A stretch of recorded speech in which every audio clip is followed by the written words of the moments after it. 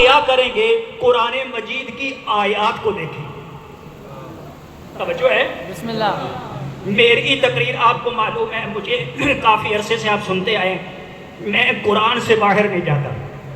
ہم لغت دیکھیں گے، لغت کو ملائیں گے قرآن کے ساتھ. قرآن جس کی تصدیق کر دے گا ہم اس کو میں آپ کی خدمت میں رکھ دوں گا. تو سب سے پہلا معنی آپ کوئی بھی لغت جو ہے وہ کوئی بھی لغت آپ دیکھیں، سب سے پہلا معنی لغت کے اندر امام کا ہے کہ جس کی اطاعت کی جائے.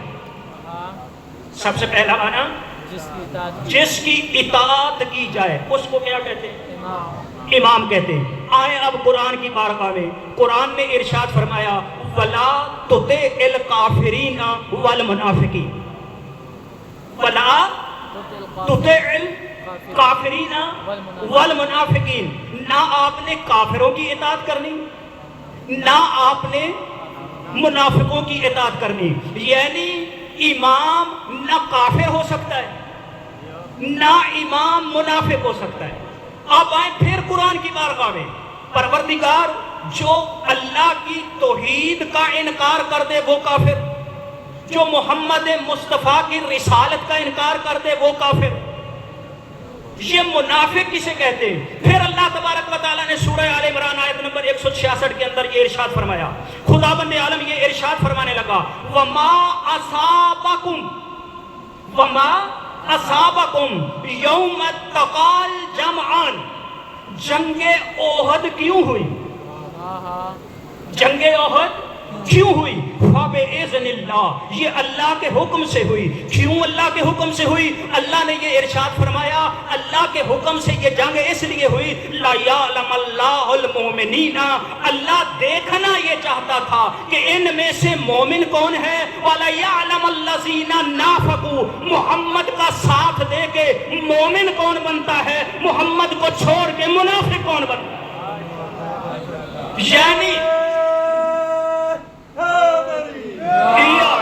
یعنی لغت نے اور قرآن نے مل کے یہ فیصلہ کر دیا کہ جو ہے وہ امام وہ ہوگا کہ جو کافر نہیں ہو سکتا، منافق نہیں ہو سکتا. اور پھر قرآن نے ہمیں یہ بتایا کہ منافق وہ ہوتا ہے جو جنگ سے بھاگ جائے.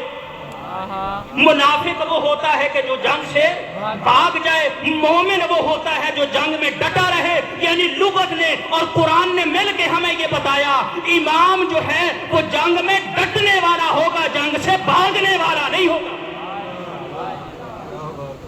امام جنگ میں ڈٹنے والا ہوگا، جنگ سے بھاگنے والا نہیں ہوگا. لہذا میرے جوانوں، کہیں بھی عقیدے کی بحث ہو جائے تو آپ چوک میں کھڑے ہو کے اپنے سینے پہ ہاتھ رکھ کے یہ کہہ سکتے ہیں، بڑے فخر سے کہہ سکتے ہیں کہ اے دنیا والو، ہم اس کو امام مانتے ہیں جو زندگی میں کبھی کسی جنگ سے بھاگا نہیں. تم بتاؤ جس کو مانتے ہو وہ کسی جنگ میں کبھی ٹھہرا ہے. ہم جسے امام مانتے ہیں وہ کبھی کسی جنگ سے بھاگا نہیں. یہ افتخار فقط قوم شیعہ کا ہے کہ وہ امام ہر کسی کو نہیں مانتے. تو پہلا معنی کیا ہوا امام کا؟ جس کی اطاعت کی جائے. پھر دوسرا معنی لغت والوں نے کیا کہ امام اسے کہتے ہیں جو آگے ہو، جو آگے ہو، جو جماعت کے آگے ہو وہ جماعت کا امام. جی ایسے ہی ہے. فقہ کی آپ کتابیں اٹھائیں، آپ احادیث جو ہے وہ پڑھیں کتب اربعہ کے اندر، وہ سنیوں کی ہو شیعہ کی ہو، جو بھی فقہ کی نماز کے اوپر جو احادیث ہیں رسول اللہ سے یا ائمہ تحریر سے، اس کے اندر پیش نماز کے لیے جو روٹین میں نماز پڑھاتا ہے اسے کہا جاتا ہے امام راتب. امام راتب یعنی روز نماز پڑھانے والا. اور امام راتب کے ہوتے ہوئے اس کی اجازت کے بغیر کوئی اور نماز نہیں پڑھا سکتا. یہ شرعی حکم ہے. تو شریعت میں جو جماعت کے آگے ہو وہ جماعت کا امام، جو محلے کے آگے ہو، جو گلی کے آگے ہو وہ گلی کا امام، جو کائنات کے آگے ہو وہ کائنات کا امام، یعنی جو آگے ہو اس کو لغت میں کیا کہتے ہیں؟ امام۔ آپ کہیں قرآن مجید کے اندر اللہ تبارک و تعالیٰ ارشاد فرمانے لگا فَيَقْدُمُ وَيَقْدُمُ يَوْمَ الْقِيَامَةِ فَأَوْرَدَهُمُ النَّارِ، قیامت والے دن فرعون اپنی قوم کے آگے ہوگا۔ توجہ نہیں کیا؟ قیامت والے دن فرعون اپنی قوم کے آگے ہوگا۔ آگے والے کو کیا کہتے ہیں؟ امام۔ یعنی فرعون اپنی قوم کا امام ہوگا۔ کب؟ قیامت والے دن۔ پھر آگے آیت بڑھی فَأَوْرَدَهُمُ النَّارِ، مگر وہ امام ایسا ہوگا جو اپنی پوری قوم کو جہنم میں لے جائے۔ وہ امام ایسا ہوگا کہ پوری قوم کو کہاں لے جائے گا؟ فَأَوْرَدَهُمُ النَّارِ، جہنم کے اندر لے جائے گا۔ یعنی اللہ نے قرآن مجید کے اندر یہ بتا دیا کچھ امام ایسے بھی ہیں، ہر امام جنت میں نہیں لے جاتا، کچھ امام ایسے بھی ہیں جو جہنم کے اندر لے جاتے ہیں۔ لہذا سوچ سمجھ کے امام بنانا، ایسے کو امام بنانا جس کا اپنا جنت میں جانا کنفرم ہو، کسی ایسے کو امام نہ بنا بیٹھنا جس کی اپنی جنت کی ٹکٹ پکی نہ ہو۔ تو کچھ ایسے بھی ہوتے ہیں کہ جو کیا کرتے ہیں جہنم کے اندر جو ہے وہ لے جاتے ہیں۔ فَأَوْرَدَهُمُ النَّارِ، اگر وہ کسی ایسے کو تم نے امام مان لیا جو تمہیں جہنم کے اندر لے گیا تو پھر کیا ہوگا؟ سارے اعمال کیے ہوئے باطل ہو جائیں گے، سارے نمازیں جو پڑھی ہیں دنیا میں وہ باطل، جو روزے رکھے وہ باطل، جو حج کیے وہ باطل، جو زکاتیں دی وہ باطل، جو سب کچھ کیا وہ باطل ہو جائے گا۔ یہ سب کچھ کرتے کیوں ہیں مسلمان؟ نماز پڑھتے ہیں جنت کے لیے، روزہ رکھتے ہیں جنت کے لیے، اور جو جتنے بھی زکوٰۃ ادا کرتے ہیں جنت کے لیے، یتیموں کے پالن ہار بنتے ہیں جنت کے لیے، اور اگر بیواؤں کو جو ہے وہ سہارا بنتے ہیں تو کس کے لیے؟ جنت کے لیے۔ یہ کام کرتے ہیں جنت کے لیے، جنت کے لیے، جنت کے لیے، جنت کے لیے۔ اللہ کے بندو، جب جانا ہی جنت میں ہے، جب سارے کام ہیں ہی جنت کے لیے، جب جانا ہی جنت کے اندر ہے، تو پھر عقل کیا گھاس چرنے کے لیے گئی ہے؟ ہر ایرے گہرے کو امام کیوں بناتے ہو؟ اس کو امام کیوں نہیں بنا لیتے جو جوانان جنت کے سردار ہیں؟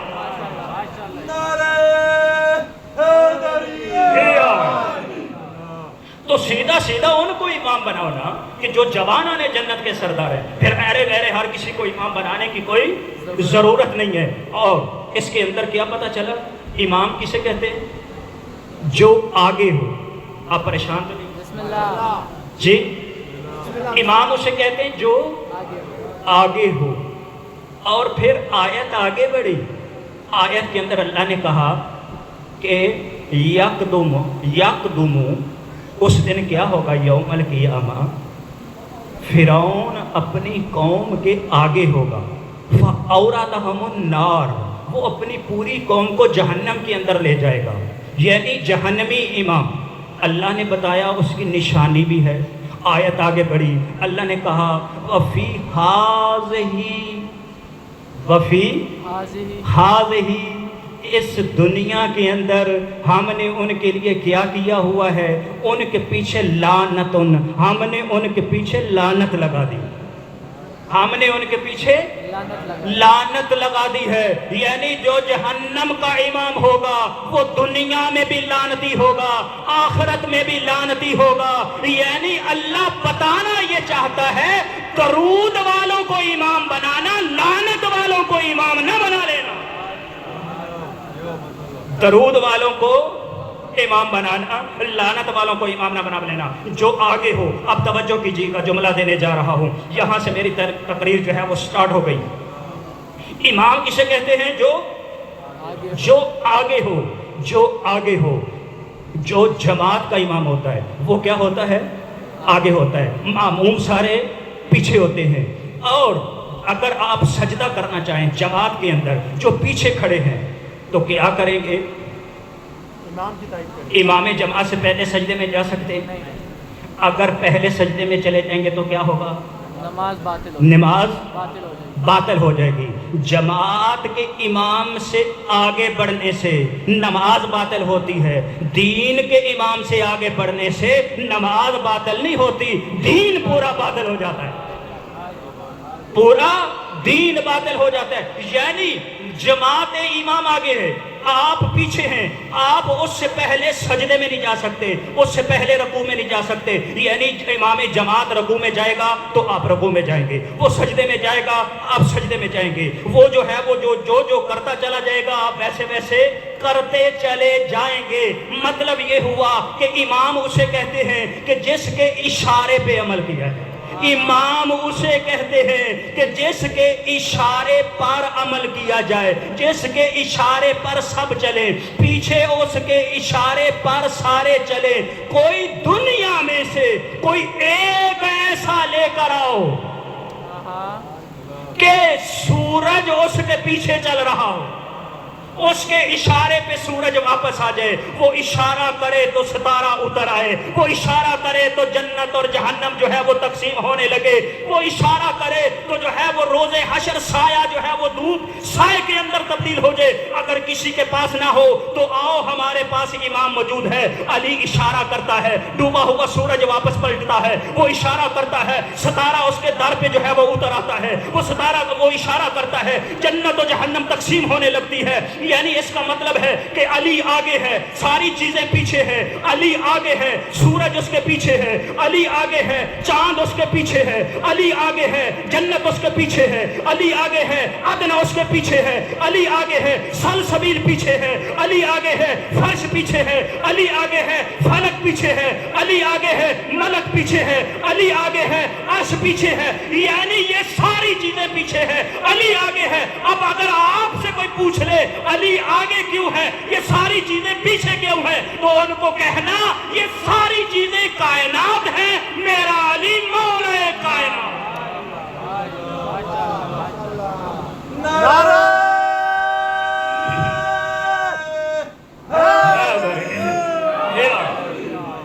چونکہ یہ پوری چیزیں کائنات ہے اور میرا مولا میرا علی مولا کائنات ہے، اس لیے وہ آگے ہے، یہ ساری چیزیں کیا ہے، پیچھے ہے۔ تو پہلا معنی کیا تھا، اطاعت، دوسرا معنی آگے جو ہو اسے امام کہتے ہیں، تیسرا معنی لغت والوں نے کیا جو معمار ہوتا ہے، جو بلڈنگ بناتا ہے، بلڈنگ بنانے والے جسے ہم اپنی پنجابی میں مستری بھی کہتے ہیں، مستری، پتہ نہیں آپ لوگ اس کو کیا بولتے ہیں، وہ معمار، بلڈنگ بنانے والا، اس کے پاس ایک چیز ہوتی ہے جسے کہ احسن جزاک اللہ، پروردگار آپ کی توفیقات خیر میں لگو، بولتے ہیں سال اسے کہتے ہیں کہ ایک چیز ہوتی ہے، اس میں رسی ہوتی ہے، وہ جب دیوار بناتا ہے تو وہ سال لگا کے چیک کرتا ہے دیوار ٹیڑھی تو نہیں ہے۔ لغت میں سال کو امام کہتے ہیں، لغت میں سال کو امام کہتے ہیں، یعنی جو ٹیڑھا نہ ہونے دے، جو ٹیڑھا نہ ہونے دے، ٹیڑھا وہی نہیں ہونے دے گا جو خود سیدھا ہو، ٹیڑھا وہی نہیں ہونے دے گا جو سیدھا ہو، جو خود ہی ٹیڑھا ہو وہ کیا سیدھا کرے گا۔ آئیں اب لغت نے کہا کہ امام اسے کہتے ہیں جو سیدھا ہو۔ اب آئیں قرآن مجید کے اندر، قرآن مجید ارشاد فرمانے لگا یومئذ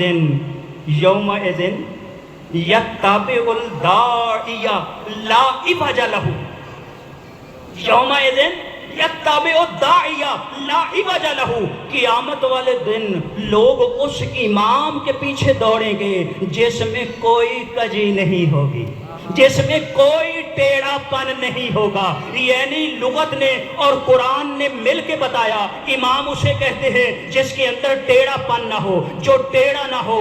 اب اگر تاریخ آپ کے سامنے آ جائے, ہسٹری سے مل جائے, اگر آپ کا نظریہ قرآن اور ہسٹری سے مل جائے, پھر خاموش نہ بیٹھیے گا. اگر جملہ سمجھ میں آ جائے تو پھر جملے کی تائید کیجئے گا.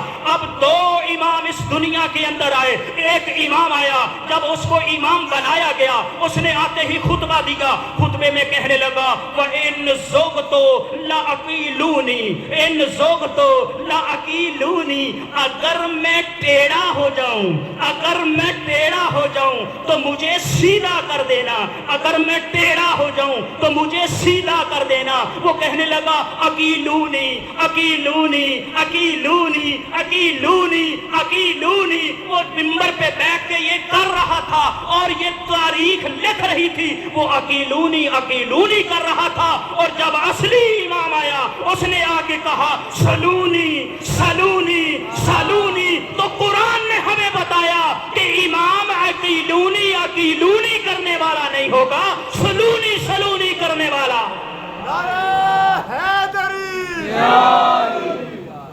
چمن چمن گلی گلی, علی علی علی, چمن چمن گلی گلی, علی علی علی علی, قدم قدم گلی گلی, علی علی علی, قدم قدم گلی گلی, علی علی علی علی. نعرہ حیدری, یا علی یا علی یا علی حق ہے. جزاک اللہ. امام سلونی سلونی کرنے والے ہوگا, اقیلونی اقیلونی والے کرنے والا نہیں ہوگا. اب یہاں پر علامہ علی نقن صاحب بڑا ایک لطیف جملہ کہتے ہیں کہ وہاں کوئی سمجھدار اگر بیٹھا ہوتا تو اس احمق سے یہ کہتا کہ جب تم یہ کہہ رہے ہو کہ اگر میں ٹیڑھا ہو جاؤں تو مجھے سیدھا کر دینا, جو تجھے سیدھا کرے گا پھر وہ تیرا امام ہوگا, تو اس کا نہیں. پھر تو اس کا حق ہے کہ وہ تیرا امام ہونا, کہ تو جو ہے وہ اس کا امام بنے. تو تیسرا معنی کیا ہوا؟ امام کسے کہتے ہیں؟ سال کو. لغت میں سال کو کیا کہتے ہیں؟ امام. اگلا چوتھا معنی, آپ پریشان.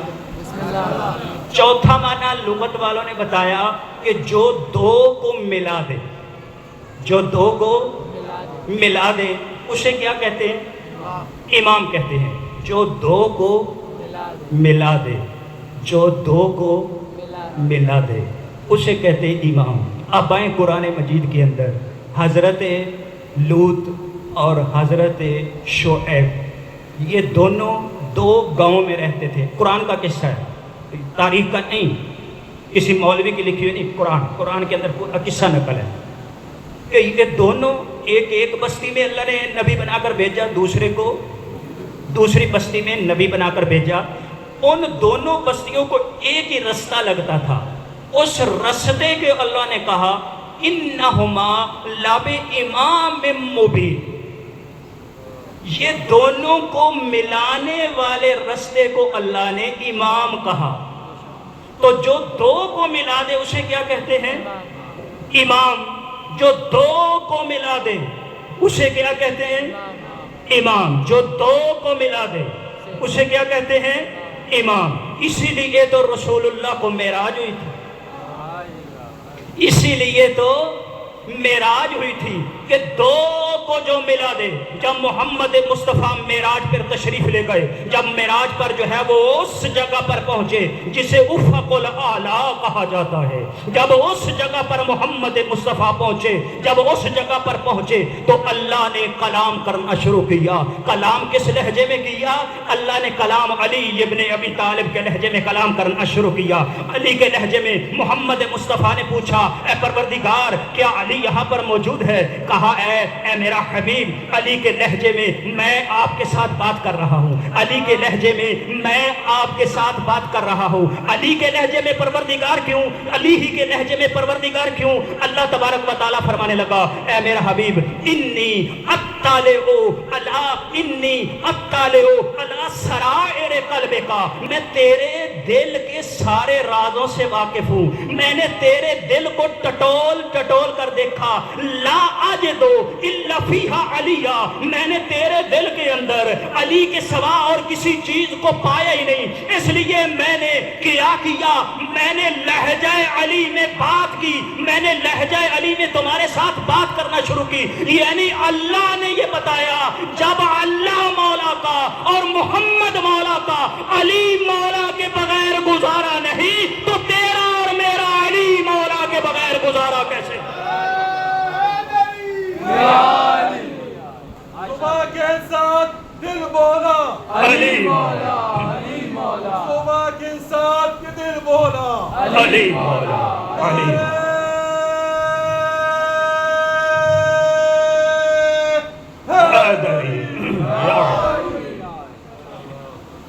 توجہ ہے، پریشان تو نہیں آپ، سمجھ آ رہی ہے؟ چوتھا معنی کیا کیا؟ جو دو کو ملا دے۔ محمد مصطفیٰ کو اللہ نے کہا قرآن مجید کے اندر وَهُوَ أُفُقُ الْأَعْلَىٰ، یہ افق اعلیٰ پر موجود تھا، افق اعلیٰ پر میرا نبی موجود تھا۔ اور جب اس کو جو ہے وہ معتزلی نے بھی لکھا اور بحار الانوار کے اندر علامہ مجلسی نے بھی لکھا، کہنے لگے کہ جب محمد مصطفیٰ الی المسجد الحرام الی المسجد الاقصی کی جانب چلے تو محمد مصطفیٰ جب پہلے آسمان پر پہنچے، جب پہلے آسمان پر پہنچے وہاں پر ایک محل دیکھا۔ کیا دیکھا؟ ایک محل دیکھا جو یاقوت سے بنا ہوا تھا، اس کے اوپر دو دربان کھڑے تھے، اس کے اوپر دو دربان کھڑے تھے۔ حضور فرماتے ہیں میں نے جبرائیل سے کہا اے جبرائیل جاؤ ذرا ان دربان سے پوچھ کے آؤ یہ یاقوت کا محل کس کا ہے، یہ یاقوت کا محل کس کا ہے؟ جبرائیل آگے بڑھے، جا کے ان دربانوں سے پوچھا اے دربانوں ذرا بتاؤ یہ محمد مصطفیٰ پوچھ رہے ہیں کہ یہ یاقوت کا محل کس کا ہے؟ وہ کہنے لگے اے جبرائیل یہ فتح بنی ہاشم، یہ فتح بنی ہاشم کا، فتح بنی ہاشم کا، فتح بنی ہاشم کا یہ محل ہے۔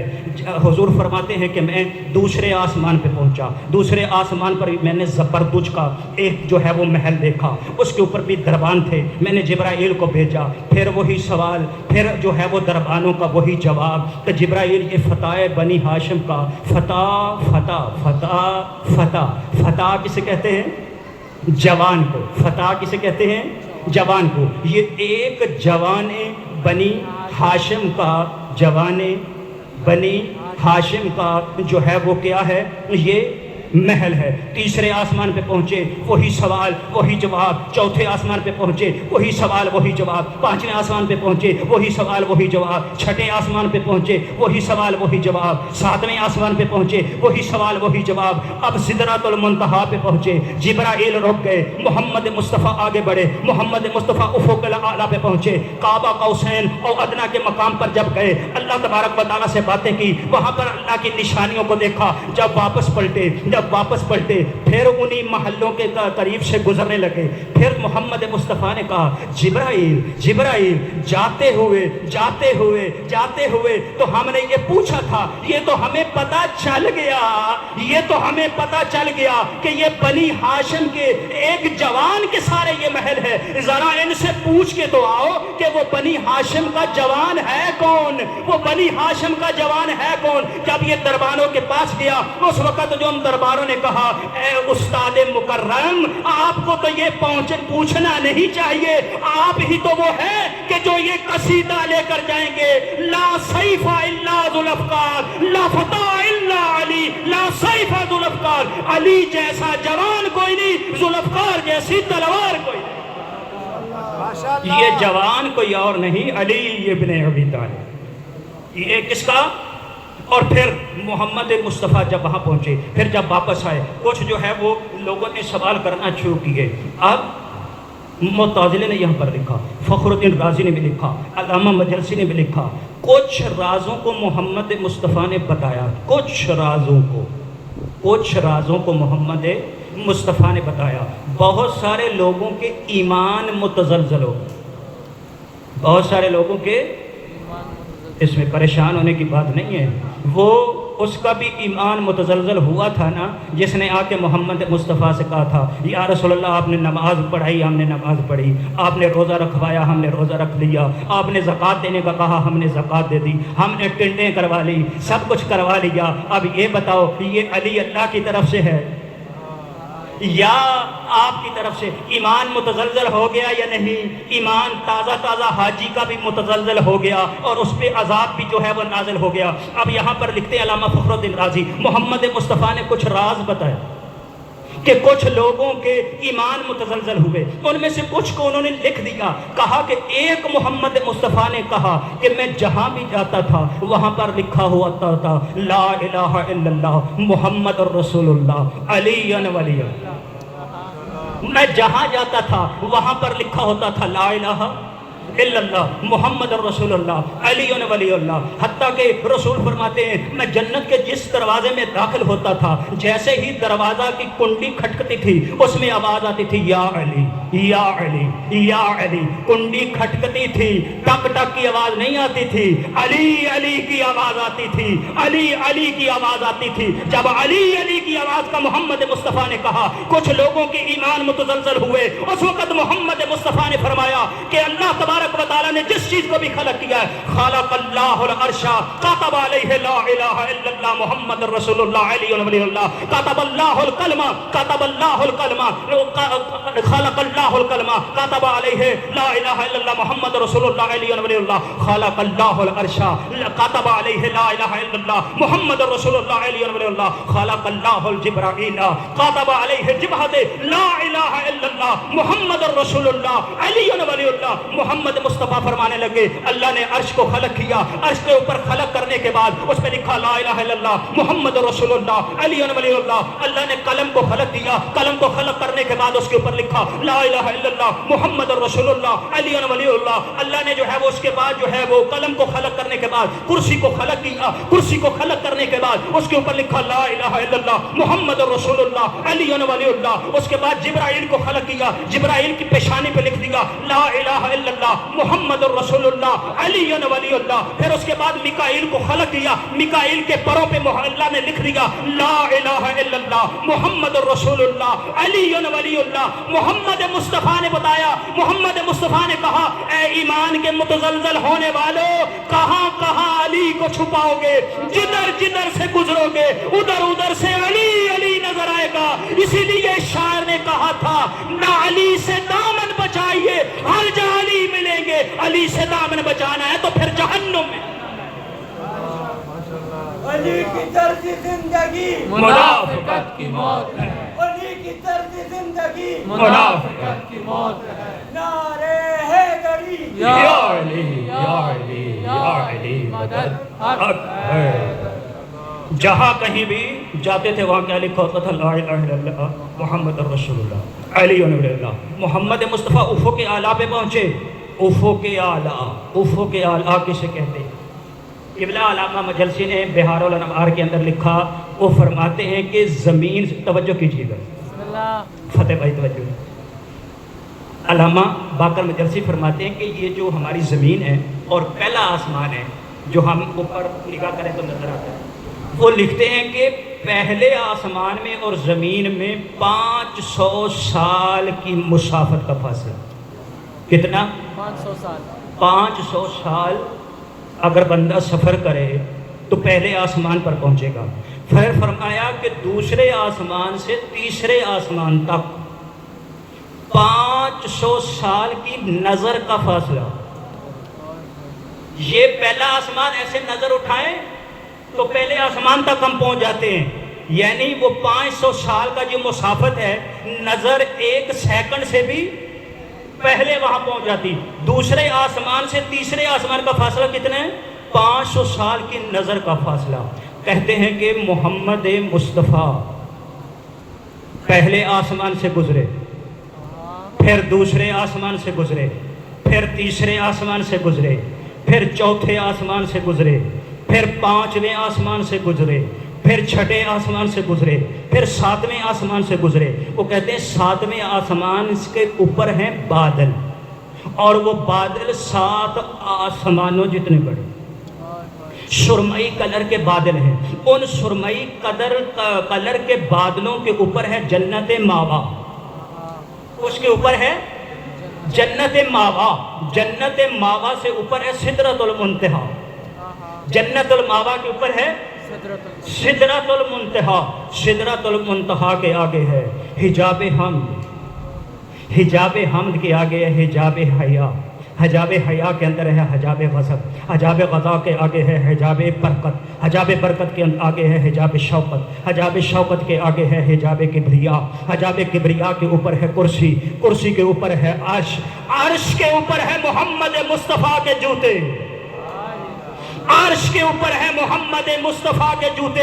محمد مصطفیٰ کے جوتوں کے اوپر ہے محمد مصطفیٰ کے پاؤں. محمد مصطفیٰ کے پاؤں کے اوپر ہے محمد مصطفیٰ کی پنڈلیاں. محمد مصطفیٰ کی پنڈلیوں کے اوپر ہے محمد مصطفیٰ کے زانو. محمد مصطفیٰ کے زانوں کے اوپر ہے محمد مصطفیٰ کا سینہ. محمد مصطفیٰ کے سینے کے اوپر ہے محمد مصطفیٰ کے کاندھے. کاندھے کے ایک طرف لکھا ہوا ہے لا الہ الا اللہ، دوسری طرف لکھا ہوا ہے محمد رسول اللہ، اور اس کے اوپر ہے علی ولی. نعرہ حیدری،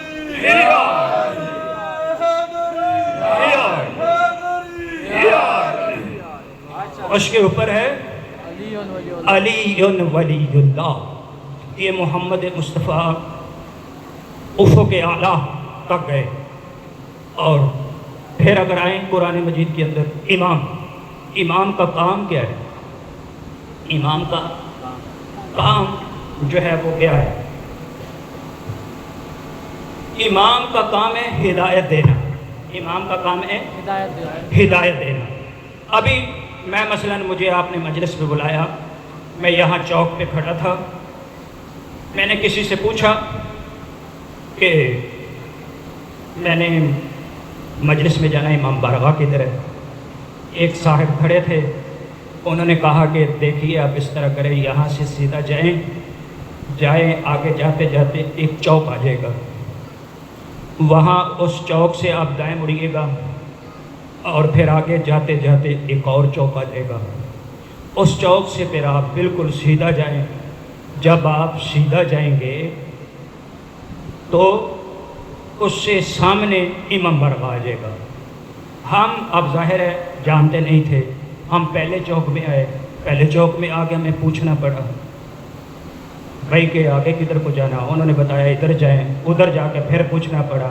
آگے گئے، ادھر جا کے پھر پوچھنا پڑا. ہم ادھر چوک میں کھڑے تھے، ہماری باتیں ایک بندہ سن رہا تھا. اس نے کہا کہ آپ نے مجلس میں جانا ہے؟ ہم نے کہا جی ہم نے مجلس میں جانا. اس نے کہا میں بھی وہیں جا رہا ہوں. اس نے کہا میں بھی، میرے ساتھ بیٹھیے. ہم اس کے ساتھ گاڑی میں بیٹھے. وہ ہمیں پکڑ کے وہاں لے آیا جہاں مجلس ہو رہی تھی. ہیں دونوں ہادی، ہیں دونوں ہادی، مگر دونوں کی ہدایت میں فرق ہے. دونوں کی ہدایت میں فرق ہے. دونوں نے ہدایت کی، مگر پہلے کی ہدایت میں ہمیں بار بار پوچھنا پڑے گا. بار بار پوچھنا پڑے گا. نہ جانے رستے میں کہاں گمراہ ہو جائیں. نہ جانے رستے میں کہاں گمراہ ہو جائیں. نہ جانے رستے میں کہاں گمراہ ہو جائیں.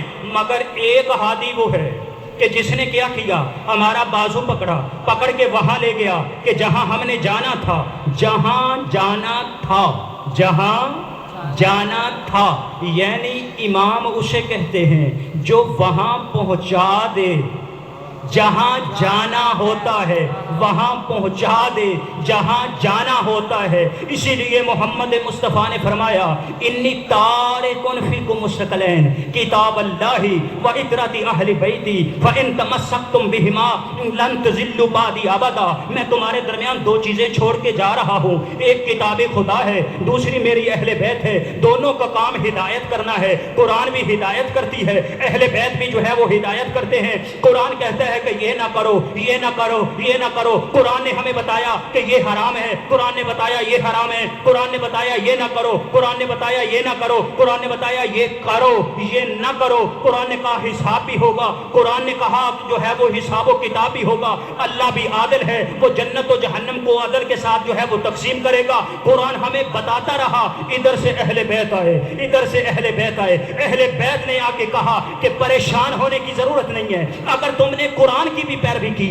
اگر تم نے ہماری بھی پیروی کی، پھر پریشان نہ ہونا، تمہیں گھبرانے کی ضرورت نہیں ہے، بس شرط یہ ہے کہ تم ہماری بھی پیروی کرتے چلے جاؤ، قرآن کی بھی پیروی کرتے جاؤ۔ جب تم مرنے لگو گے اس وقت بھی آئیں گے، قبر میں بھی آئیں گے، اور جنت کے اندر خود چھوڑ کے بھی آئیں گے، جنت کے اندر خود چھوڑ کے بھی آئیں گے۔ شرط یہ ہے کہ اس کی کیا کی جائے، ان کی جو ہے وہ پیروی کی جائے۔ اور کیا کہا اللہ تعالیٰ نے؟ صراط الذین، اللہ تبارک و تعالیٰ نے کہا اہدنا الصراط المستقیم، اہدنا الصراط المستقیم، صراط مستقیم، سیدھا رستہ۔ اب دو چیزیں ہیں، دو۔ ایک سے ہم نے پوچھا، اس نے کہا ادھر جائیں، ادھر جائیں، ادھر جائیں، خطرہ ہے پتہ نہیں کدھر سے جا کے گمراہ ہو جائے۔ ایک وہ ہے کہ جو بازو پکڑتا ہے دنیا میں بھی، مرتے وقت بھی،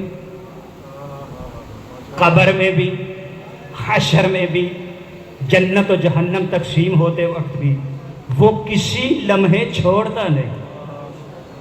وہ اب دو دعائیں ہیں نا، اہدنا الصراط المستقیم، وہ جنہوں نے اس کا دامن تھاما کہ جس نے کہا ادھر جاؤ، ادھر جاؤ، ادھر جاؤ، وہ تو یہی دعا کرے گا نا، پروردگار ہمیں صراط مستقیم دکھا، ہمیں صراط مستقیم دکھا، ہمیں صراط مستقیم دکھا۔ چونکہ کوئی پتہ نہیں کہاں جا کے گمراہ ہو جائے۔ جن لوگوں کو وہ ہادی ملا کہ جس نے نہ دنیا میں چھوڑا، نہ مرتے وقت چھوڑا، نہ قبر کے اندر چھوڑا، نہ حشر کے اندر چھوڑا، نہ جنت و جہنم کے تقسیم ہوتے وقت چھوڑا، وہ تو یہی دعا کریں گے نا، پروردگار ہمیں اس رستے پر قائم رکھنا، ہمیں اس رستے پر قائم رکھنا، کہیں گمراہ نہ ہونے دینا۔ اب صراط مستقیم ہے کیا؟ اب صراط مستقیم ہے کیا؟ تو لہٰذا گلی گلی، نکڑ نکڑ، چوراہے چوراہے گھومنے کی، ڈھونڈنے کی ضرورت نہیں ہے۔ جس جگہ پر یہ آیت ہے اس سے اگلی آیت میں اللہ تبارک و تعالیٰ نے اشارہ فرمایا، اہدنا الصراط المستقیم صراط الذین انعمت علیہم۔ یہ صراط مستقیم رستہ ہے ان لوگوں کا جن لوگوں پہ اللہ نے اپنا انعام کیا۔ یہ رستہ ہے ان لوگوں کو، پریشان تو نہیں ماشاءاللہ میرا مجمع، حیران پریشان تو نہیں، یہ رستہ ہے قبلہ ان لوگوں کا جن لوگوں پہ اللہ نے اپنا انعام کیا۔ آپ یہ رستہ ڈھونڈنے میں آسانی ہو گئی یا نہیں؟ اب ہمیں صراط مستقیم نہیں ڈھونڈنا، اب ہمیں صراط مستقیم ڈھونڈنے کی ضرورت نہیں ہے، ہم نے ڈھونڈنا ہے ان لوگوں کو جن پہ اللہ نے اپنا انعام کیا ہے۔ چونکہ یہ رستہ ان لوگوں کا ہے، یہ رستہ ان لوگوں کا ہے جن لوگوں پہ اللہ نے اپنا انعام کیا ہے۔ آئے قرآن مجید کے اندر اللہ تبارک و تعالیٰ جو ہے وہ ارشاد فرمانے لگا، سورہ مریم آیت نمبر 58، اللہ تبارک و تعالیٰ نے یہ ارشاد فرمایا، انعم اللہ علی الذین من النبیین من ذریۃ آدم وممن حملنا مع نوح ومن ذریۃ ابراہیم واسرائیل، ومن ذریۃ ابراہیم واسرائیل۔ عجیب آیت ہے۔ اللہ تبارک و تعالیٰ نے کہا ہم نے انعام کیا ہے نبیوں پر، ہم نے انعام کیا ہے آدم کی ذریت پر، ہم نے انعام کیا ہے نوح کے ساتھ کشتی میں سوار ہونے والوں پر، اور ہم نے انعام کیا ہے ابراہیم پر اور اسرائیل پر۔ ہم نے انعام کیا ابراہیم پر اور اسرائیل۔ اسرائیل کسے کہتے ہیں؟ حضرت، بسم اللہ، پڑھے لکھے افراد موجود ہوں تو پڑھنے میں کوئی مشکل نہیں ہوتی۔ حضرت یعقوب کا نام اسرائیل ہے، اور ان کی جو فیملی ہے ان کے بعد میں آنے والی اولاد کو بنی اسماعیل کہا جاتا ہے، ان کا نام اسرائیل ہے۔ تو اللہ نے کہا کہ ہم نے انعام کیا، ایک ہی آیت میں بریگیڈیئر صاحب اللہ نے ایک ہی آیت میں دادے کا ذکر بھی کیا، پوتے کا، ایک ہی آیت میں دادے کا ذکر بھی کر دیا، جبکہ قبلہ صاحب جب پوتے کا ذکر آ گیا، جب پوتے کا پوتا چونکہ بعد والی نسل ہے تو دادا تو ایٹومیٹک ہی، تو پھر دادے کی ذکر کرنے کی ضرورت کیا ہے؟ پھر یہ قرآن ہے، اللہ کہتا ہے افلا یتدبرون، کیوں قرآن میں تدبر کیوں نہیں کرتے؟ جب اللہ نے پوتے کا تذکرہ کر دیا تو دادے کا تذکرہ، ابراہیم جد الانبیاء بعد از رسول سب سے بڑے جو ہے وہ نبی ہیں، اور جناب اسرائیل حضرت یعقوب، تو تمام مسلمانوں نے لکھا یا اللہ یہ جواب دے گا چونکہ ابراہیم کو اللہ نے 2 اولادیں عطا کی تھی، ابراہیم کو اللہ نے 2 اولادیں عطا کی تھی، کون کون سی؟ اسحاق اور حضرت اسماعیل، یعنی معلوم یہ ہوا کہ 2 اولادیں ہیں اسماعیل کی جن پر اللہ نے انعام کیا، اسماعیل پر بھی انعام کیا، جناب اسحاق اور اس کی اولاد پر بھی، اسحاق کے بیٹے ہیں حضرت یعقوب اسرائیل، اسرائیل کا باپ ہے اسحاق، اسحاق کے باپ ہیں حضرت ابراہیم، ابراہیم کو 2 اولادیں دی، ایک جناب اسحاق ایک جناب اسماعیل کو عطا کیا، یعنی اللہ نے دونوں پر انعام کیا، یعنی ہم اگر جناب اسحاق کی پیروی کر لیں تو صراط مستقیم کی پیروی ہو گئی، اگر ہم جناب اسماعیل کی پیروی کر لیں تو صراط مستقیم کی پیروی ہو گئی۔ میں نے کہا پروردگار اگر دونوں کی پیروی کر لیں تو صراط مستقیم پر گامزن ہو جائیں گے۔ اللہ نے کہا جلدی کیا ہے، جلدی اتنی جلدی کیا ہے، ذرا ٹھہرو، ذرا دیکھو، ذرا ماضی دیکھو، ذرا استقبال دیکھو، ذرا حال دیکھو، ذرا سیاق و سباق دیکھو، ذرا تفسیر دیکھو۔ میں نے نبیوں کو بھیجا اسحاق کی نسل میں، اسحاق کی نسل میں میں نے یعقوب کو بھیجا، اسحاق کی نسل میں میں نے یوسف کو بھیجا، اسحاق کی نسل میں میں نے زکریا کو بھیجا، اسحاق کی نسل میں میں نے جو ہے وہ ہود کو بھیجا، اسحاق کی نسل میں میں نے موسیٰ کو بھیجا، اسحاق کی نسل میں میں نے جو ہے وہ عیسیٰ کو بھیجا، اور ادھر سے اسماعیل کی نظر میں پہلا بھی محمد بھیجا، دوسرا بھی محمد بھیجا، تیسرا بھی محمد بھیجا، چوتھا بھی محمد بھیجا، پانچواں بھی محمد بھیجا، سارے کے سارے محمد بھیجے، پہلا بھی محمد ہے، آخری بھی محمد ہے، درمیان والا بھی محمد ہے، ان کے سب محمد ہے۔ اور اللہ نے کہا مزے کی بات یہ ہے کہ ان کی نسل میں آخری عیسیٰ ہے، ان کی نسل میں آخری مہدی ہے، اور اس سے مزے کی بات یہ ہے عیسیٰ بھی زندہ ہے، مہدی بھی زندہ ہے، اس کا نزول معجزہ ہے، مہدی کا ظہور معجزہ ہے، دونوں آئیں گے، یہ بھی آئے گا وہ بھی آئے گا، میدان سجے گا، ایک آگے کھڑا ہوگا ایک پیچھے کھڑا ہوگا، عیسیٰ آگے مسلح پیچھے بتا کے پوری دنیا کو بتائے گا جو آگے کھڑا ہے اس کا رستہ صراط مستقیم،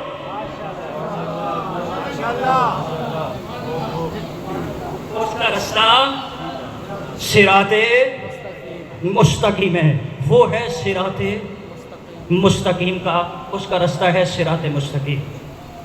اور اللہ تبارک و تعالیٰ نے کیا کیا؟ یہ کیا اللہ تبارک و تعالیٰ نے صراط مستقیم بتانے کے لیے 1,24,000 کوششیں کی ہیں، 1,24,000 کوششیں، 2-4 ہم بھی کر لیں، کیا خیال ہے؟ 1-2 کوششیں ہم بھی کر لیں، 1-2 کر لیتے ہیں، پھر باقی کل سے۔ جیومیٹری ایک پورا علم ہے، اس کے اندر بس زیادہ زحمت نہیں دوں گا، پریشان تو نہیں آپ، اس کے اندر جیومیٹری ایک پورا علم ہے، اور دیکھیں کہ صراط مستقیم آپ جو ہے وہ کسی جو ماہر میتھمیٹک ہے، اگر آپ یوں کریں کہ 2 جیومیٹری کے اندر ایک چیز ہوتی ہے جو بچوں کی جیومیٹری ہوتی ہے نا، اس کے جس کو ہم ویسے یہ علم جیومیٹری کا یہ چھوٹا سا ایک حصہ ہے جو بچوں کو بھی سمجھایا جاتا ہے، اس کو جیومیٹری باکس کہتے ہیں، اگرچہ علم جیومیٹری اور ہے یہ تو ایسے اس کو کہا جاتا ہے، میں اس پہ بات زیادہ نہیں کرنا چاہتا ہوں، اس کے اندر بہت ساری چیزیں ہوتی ہیں، پرکار ہوتی ہے. ایک سکیل ہوتا ہے. ایک کیا ہوتا ہے؟ سکیل ہوتا ہے. سکیل کیا کرتا ہے جی؟ لائن سیدھی کھینچنے میں مدد کرتا احسن، جزاک اللہ. سکیل کا کام یہ ہے کہ سٹریٹ لائن کھینچ دیتا ہے. سٹریٹ لائن کھینچ دیتا ہے. دو نقطوں کو ملا دیتا ہے سکیل. سیدھی لائن کھینچتا ہے، ٹیڑھی لائن نہیں ہونے دیتا. ٹیڑھی لائن نہیں ہونے دیتا. ہم نے دو نقطے لگائے، میں نے بس اشارہ کرنا ہے، نام کسی کا لینا نہیں، جو کہ کچھ نام لے تو زبان پر ذائقہ ہو جاتی ہے. آپ نے ہسٹری آپ سب جانتے ہیں، میں نے صرف اشارہ کرنا ہے، سمجھنا آپ نے. اگر سمجھ آ جائے تو میرے ساتھ تائید کیجئے گا، چپ کر کے نہ بیٹھیے گا. جب چپ کر کے بیٹھتے ہیں تو جو تقریر کرنے والے خطیب کا جو پورا لہو لگتا ہے، وہ لہو لگنے کے ساتھ ساتھ جلنا بھی شروع ہو جاتا ہے. ذرا زبان سے جو ہے وہ تائید بھی کیا کرے. بولنا، نعرہ حیدری لگانا بڑا ثواب ہے جی. نعرے لگانا، واہ واہ کرنا، اپنے امام کی امامت کی تائید کرنا، یہ کیا ہے؟ اجر عظیم ہے. اور ہم نے دو نقطے لگا دیے. ہم نے کہا بھئی لائن، اسٹریٹ لائن لگا دیں. ایک صاحب آگے بڑھے، انہوں نے کہا کہ میں لگاتا ہوں. وہ لائن لگانے لگے، بیچارے بوڑھے تھے. بیچارے بوڑھے تھے، ہاتھ کانپا، لائن ٹیڑھی ہو گئی. اب دوسرے صاحب آگے بڑھے، وہ کہنے لگے کہ میں لائن لگاتا ہوں. وہ لائن لگانے لگے، کھانسی چھڑی، وہ بھی بیچارے بوڑھے تھے، لائن پھر ٹیڑھی ہو گئی. اور تیسرے صاحب پھر آگے بڑھے. اب جب وہ بڑھے، بوڑھے وہ بھی تھے. اب جب وہ لائن لگانے لگے، چشمہ گرا، چشمہ گرا، لائن پھر ٹیڑھی ہو گئی. جب 3 مرتبہ لائن ٹیڑھی ہوئی، ایک بیچ میں بیٹھا ہوا جوان کھڑا ہوا. اس نے اپنا بکس کھولا، بکس میں سے سکیل نکالا. سکیل نکال کے اس نے کہا کہ ادھر لاؤ، میں لائن لگاتا ہوں. اب یہ تینوں بوڑھوں نے اسے گھور کے دیکھا. تینوں بوڑھوں نے اسے گھور کے دیکھا، بھئی ہم سے تو لگی نہیں، یہ جوان لگا دے گا. جوان نے سکیل نکالا، سکیل رکھا، لائن بالکل سیدھی لگ گئی. لائن بالکل سیدھی لگ گئی. عربی میں سکیل کو کہتے ہیں صراط مستقیم. عربی میں سکیل کو کہتے ہیں صراط مستقیم. اب آپ کو اگر کوئی کہے کہ اس کو صراط مستقیم کیوں کہتے ہیں، تو کسی مولوی سے فتویٰ نہ لینا، کسی مفتی سے نہ پوچھنا، کسی ادھر ادھر سے نہ پوچھنا، کسی ریاضی کے ماہر سے پوچھنا کہ وہ سکیل کو صراط مستقیم کیوں کہتے ہیں. سکیل کے اندر میں نے 12 انچ نہیں رکھے. سکیل کے اندر میں نے 12 انچ نہیں رکھے، اور ہر انچ کے اندر 5 ڈاٹ بھی میں نے نہیں رکھے. یعنی سکیل نے ہمیں بتا دیا کہ صراط مستقیم 5 اور 12 کے رستے کو کہتے ہیں.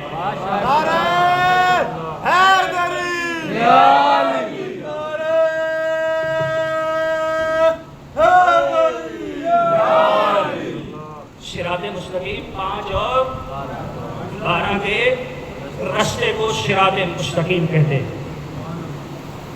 اب اللہ نے قرآن مجید کے اندر ارشاد فرمایا، یاسین والقرآن الحکیم انک لمن المرسلین الی صراط مستقیم. صراط مستقیم. بس آخری جملے اور پھر چند جملے بسائب کے. الی صراط مستقیم. اے سید و سردار، اے سید و سردار، آپ مرسلین میں سے ہیں، آپ یقیناً صراط مستقیم پر ہیں. آپ یقیناً صراط مستقیم پر ہیں. ہم بھی پوچھتے پوچھاتے صراط مستقیم پر پہنچ گئے. اب محمد بھی صراط مستقیم پر، اس کی امت بھی صراط مستقیم پر. تو کیا دونوں میں فرق نہیں؟ مصطفیٰ بھی صراط مستقیم پر اور امت بھی صراط مستقیم پر. اس آیت کی تفسیر میں علماء مفسرین نے لکھا کہ محمد مصطفیٰ کا صراط مستقیم پر ہونے کا مطلب کیا ہے. ہم تو صراط مستقیم پر ہیں محمد مصطفیٰ کی امت, اور محمد مصطفیٰ کا صراط مستقیم پر ہونے کا مطلب علماء نے یہ لکھا کہ اللہ تبارک و تعالیٰ نے یہ کہا کہ محمد مصطفیٰ جہاں قدم رکھ دے, محمد مصطفیٰ جہاں قدم رکھ دے وہ صراط مستقیم بن جاتا ہے.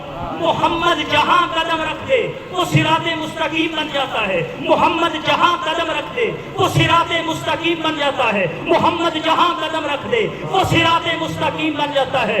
اگر جب محمد جہاں قدم رکھ دے وہ صراط مستقیم بن جاتا ہے, جو محمد کے کندھوں پہ قدم رکھ دے وہ کتنا بڑا صراط مستقیم ہوگا, وہ کتنا بڑا صراط مستقیم ہوگا. اللہ تبارک و تعالیٰ نے کہا یاسین والقرآن الحکیم انک لمن المرسلین الی صراط المستقیم الا تنزیل الرحیم, لا تنزیل الرحیم. اس کو نازل کیا ہے کس نے؟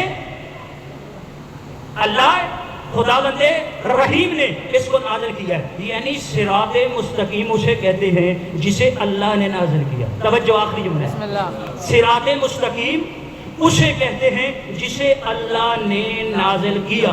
صراط مستقیم اسے کہتے ہیں جسے اللہ نے نازل کیا. اور پھر اللہ تبارک و تعالیٰ نے قرآن مجید کے اندر ارشاد فرمایا انا نحن نزلنا وانا لہ لحافظون, ہم نے ہی اسے نازل کیا, ہم ہی اس کی حفاظت کرنے والے ہیں. یعنی قرآن مجید کو نازل کرنے والا اللہ ہے, اور جسے اللہ نے نازل کیا وہ کیا ہے؟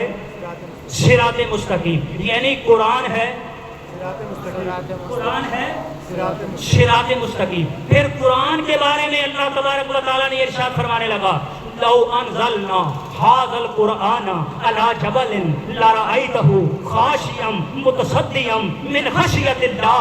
اگر ہم اس قرآن کو کسی پہاڑ کے اوپر نازل کر دیتے, اگر ہم اس قرآن کو کسی پہاڑ کے اوپر نازل کر دیتے تو یہ پہاڑ ریزہ ریزہ ہو جاتا, یہ پہاڑ پھٹ جاتا, یہ پہاڑ پھٹ جاتا. یعنی مطلب یہ ہوا قرآن نے ہمیں یہ بتایا جہاں صراط مستقیم آتا ہے, جہاں صراط مستقیم آتا ہے وہ جگہ پھٹ جاتی ہے, جہاں صراط مستقیم آتا ہے وہ جگہ پھٹ جاتی ہے.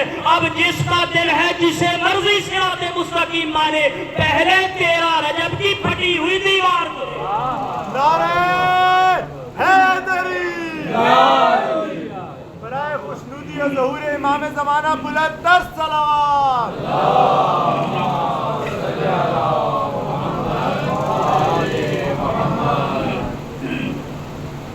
پہلے 13 رجب کی پھٹی ہوئی دیوار کو وہ دیکھ لے, اسے صراط مستقیم نظر آ جائے گا. اور پھر امام کا کام کیا ہے, کل انشاءاللہ آپ کی خدمت میں جو ہے وہ نقل کروں گا. اس دین کو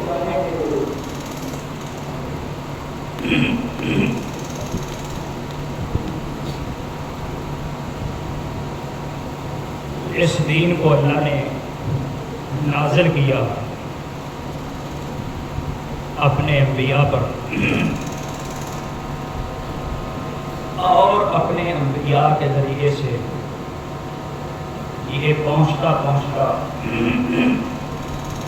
یہ دین آخری نبی تک پہنچا.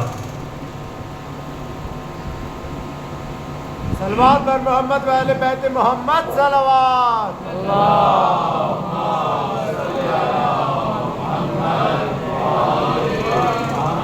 بار دوم صلوات.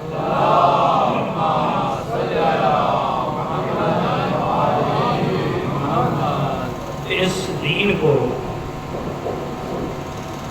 محمد مصطفیٰ نے اپنے بعد حوالے کیا ائمہ تحریر کے. ائمہ تحریر نے اپنی جانیں اس دین پہ نچھاور کر کے اس دین کو زندہ کیا.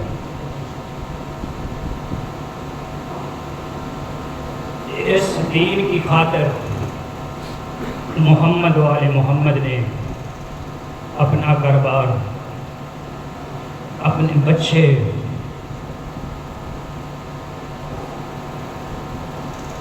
بچوں کے بعد ان بیویوں کے پردے جو عصمت و طہارت کی مالکہ تھی، سب کچھ دین خدا پہ قربان کر دی۔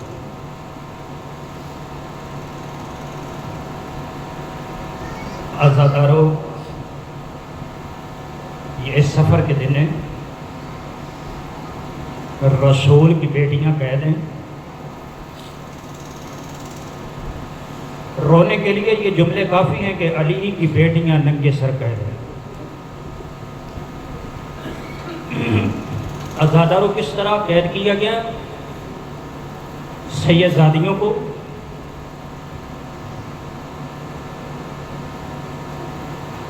بے پلان اونٹوں پہ قید کیا گیا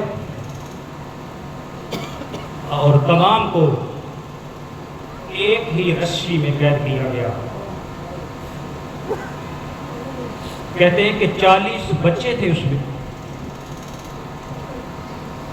جن میں 3-4 سال کی سکینہ بھی ہے اور 4 یا 3 سال کے یا 5 سال کے محمد باقر بھی ہیں۔ بی بی یہ ارشاد فرماتی ہیں کہ ہم کربلا سے کوفہ، کوفہ سے شام، ہم اپنی گردنوں کو جھکا کر چلے، سارا سفر اپنی گردنوں کو جھکا کر کیا۔ جب پوچھا گیا کہ بی بی آپ نے سارا سفر سر جھکا کے کیوں کیا؟ کہا کہ جب ہم سر اٹھاتی تھیں سکینہ کے پاؤں زمین سے اوپر اٹھتے تھے، محمد باقر ہوا اور زمین کے درمیان معلق ہو جاتے تھے، بچے جتنے بھی تھے وہ زمین سے اوپر ان کے پاؤں اٹھ جاتے تھے۔ عزاداروں، اس ظلم و بربریت کے ساتھ اہل بیت کو گلی گلی، نکر نکر، شہر بشہر پھرایا گیا اور اس حالت میں پھرایا گیا کہ کبھی کوئی تماچے مارتا ہے، کبھی کوئی نیزے مارتا ہے، کبھی کوئی تازیانے مارتا ہے۔ عزادارو، جب یہ قافلہ پہنچا تھا نا شام کے اندر، آپ کو معلوم ہے ایک حسین کی چھوٹی شہزادی ہے کہ جو یتیمہ ہوئی، یتیم ہونے کے دن سے لے کے اس دنیا سے جانے تک تماچے کھاتی گئی،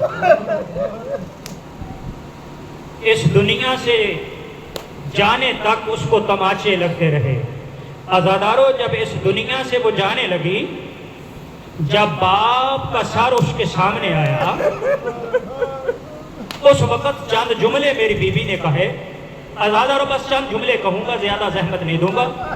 عزادارو، جب بی بی کے سامنے سر مبارک حسین ابن علی آیا نا، بی بی اس قدر تڑپ رہی تھی، اپنے بابا کے سر کو چومتی بھی جاتی تھی، ہاتھوں کو باندھا ہوا تھا، اپنے بابا کے سر سے مخاطب تھی، سر سے مخاطب ہو کے کہتی تھی میرے بابا اگر میرے ہاتھ کھلے ہوتے میں آپ کی زلفوں کو سنوارتی۔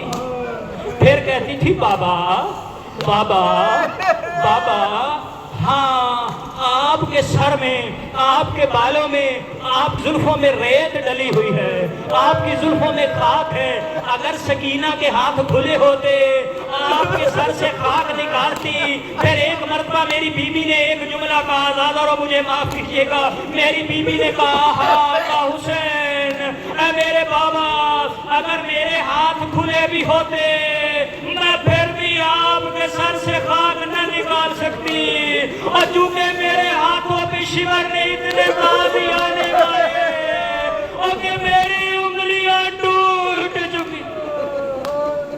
اجرکم من اللہ، اجرکم من اللہ، میری انگلیاں ٹوٹ چکی ہے۔ عزادارو، میری بیوی نے ایک اور جملہ کہا، میری بیوی نے کہا میرے بابا بابا بابا حسین، آپ کے بعد مجھے شمر نے اتنے تماشے مارے، آپ کے بعد مجھے شمر نے اتنے تماشے مارے، آپ کے بعد مجھے شمر نے اتنے تماشے مارے۔ ازاداروں کتنے تماشے لگے؟ ازاداروں 3-4 سال کی بچی اگر اس کو تماشا مارا جائے تو اس کا چہرہ سرخ ہو جاتا ہے، اس کا چہرہ سرخ ہو جاتا ہے۔ ازاداروں اس کا جب دوسری مرتبہ تماشا مارا جائے پھر اس کا چہرہ نیلا پڑ جاتا ہے۔ ازاداروں جب چھوٹے بچے کو مسلسل تماشے لگتے رہے ازاداروں اس کا چہرہ پھٹنے لگتا ہے، ازاداروں پھر اس کا چہرہ نیلا پڑ جاتا ہے۔ ازاداروں پھر اس کا چہرہ نیلا پڑنے کے بعد ایک وقت وہ آتا ہے جب اس کا چہرہ کالا پڑ جاتا ہے۔ اگر کسی انسان کے مسلسل تماچے لگتے رہے ازاداروں اس کی قوت سماعت متاثر ہونے لگتی ہے، لیکن اگر کسی بچے کو زیادہ تماچے لگے ازاداروں اب سکینہ نے ایک جملہ کہا بابا اب مجھے اتنے تماچے مارے گئے، جب میری پھپھی زینب مجھے بلاتی ہے بابا مجھے سنائی نہیں دیتا۔ اجرکم اللہ اجرکم اللہ، بابا اب مجھے سنائی نہیں دیتا، اب تیری سکینہ کو سنائی نہیں دیتا۔ ازاداروں اتنا مارا گیا۔ ازاداروں عجیب بیوی ہے، ازاداروں عجیب بیوی ہے۔ باپ کے جانے کے بعد اس نے ایک لمحہ بھی سکھ کا نہ گزارا۔ ازاداروں جب باپ اس دنیا سے گیا ازاداروں اسی وقت ایک شخص کہتا ہے کہ میں نے دیکھا کہ سارے لوگ ظلم کر رہے تھے اہل بیت پہ، کوئی کچھ لوٹ رہا تھا، کوئی کچھ لوٹ رہا تھا، کوئی خیموں کو لوٹ رہا تھا، کوئی کسی چیز کو لوٹ رہا تھا۔ ازاداروں کہتا ہے کہ میں نے دیکھا ایک چھوٹی سی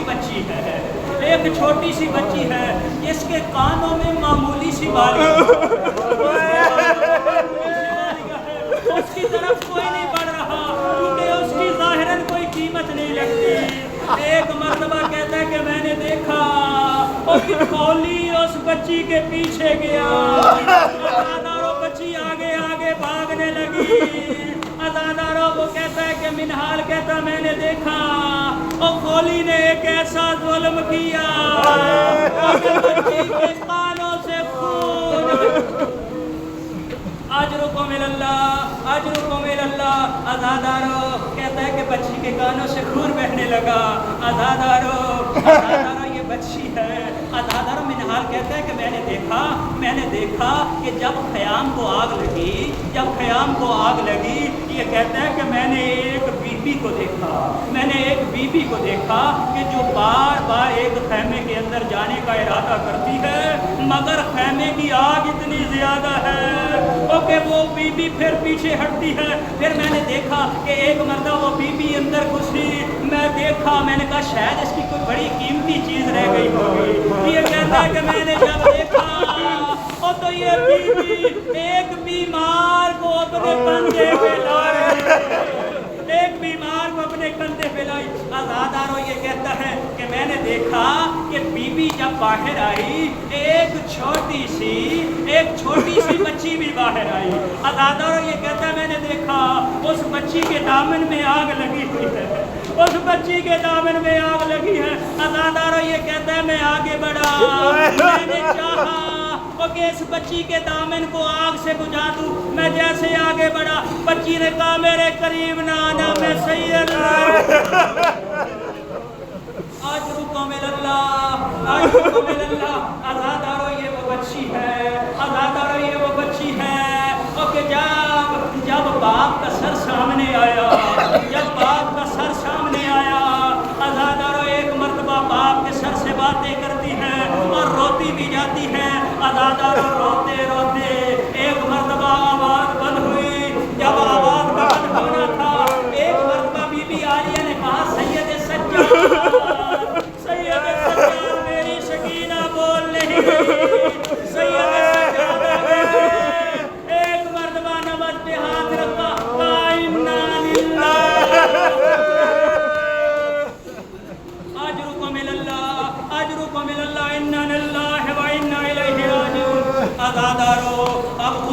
کفن کی تیاری ہوئی. عزاداروں مجھے اتنا بتاؤ غسل تو دینا ہوتا ہے پانی سے, غسل تو دینا ہوتا ہے پانی سے. عزاداروں جن کے پاس پینے کے لیے پانی نہ ہو غسل دے تو کیسے غسل دے. عزاداروں کفن تو دینا ہوتا ہے کفن سے. عزاداروں جن کے پاس سر پہ لینے کے لیے کپڑا نہ ہو. عزاداروں اب مرحلہ آیا غسل و کفن دینے کا. عزاداروں ایک مرتبہ سید سجاد نے یہ التجا کی کہ ایک مرتبہ یزید سے کہا جائے ہمیں 3 دن کا پانی اکٹھا دے دیا جائے, ہم پینے کے لیے پانی نہیں مانگیں گے, میں اپنی بہن کو غسل دینا چاہتا ہوں. عزاداروں ایک مرتبہ پانی آیا تو بی بی عالیہ آگے بڑھی. بی بی عالیہ نے غسل دینا شروع کیا. ایک مرتبہ بی بی کی چیخ نکلی. ایک مرتبہ کہا سید سجاد آپ وقت کے امام ہیں, مجھے بتائیے اگر جسم سے کپڑا جدا نہ ہو رہا آجر اللہ. کہا سید سجاد اگر جسم سے کپڑا جدا نہ ہو رہا تو پھر کیا کیا جائے. کہا سید سجاد سکینہ کے کپڑے جلے ہوئے تھے, اس طرح جسم سے چپکے ہیں, جب میں جدا کرنے لگتی ہوں تو سکینہ کی جلد بھی آجرکم اللہ آجرکم اللہ. عزاداروں ایک مرتبہ ہاتھ کڑیوں کو جو کھولنا چاہا اور سکینہ کے جدا ہونے لگے. عزاداروں ایک مرتبہ میرے مولا نے کہا اٹھی اماں اسی کے ساتھ میری بہن کو کفن دے دیجئے, اسی کپڑوں میں کفن دے دیجئے. عزاداروں کفن ہو گیا. عزاداروں سید سجاد نے جنازہ پڑھایا. عزاداروں اب سید سجاد نے عزاداروں اس طرح سکینہ کے جنازے کو اٹھایا ہوا ہے. عزاداروں سید سجاد اپنے ہاتھوں میں اپنی بہن کا جنازہ اٹھا کے ایک مرتبہ باہر نکلتے ہیں, کہتے ہیں کہ کوئی مجھے بتائے اور یہاں غریبوں کا کوئی قبرستان ہے, یہاں اگر غریبوں کا کوئی قبرستان ہے. عزاداروں اب ایک مرتبہ یہ قافلہ جب آزاد ہوا. عزاداروں 2 بچے تھے نا جناب رباب کے, ایک علی اصغر تھا, ایک بی بی سکینہ. ایک مرتبہ بی بی رباب نے کہا سید سجاد آپ مدینے چلے جائیں, میں اپنی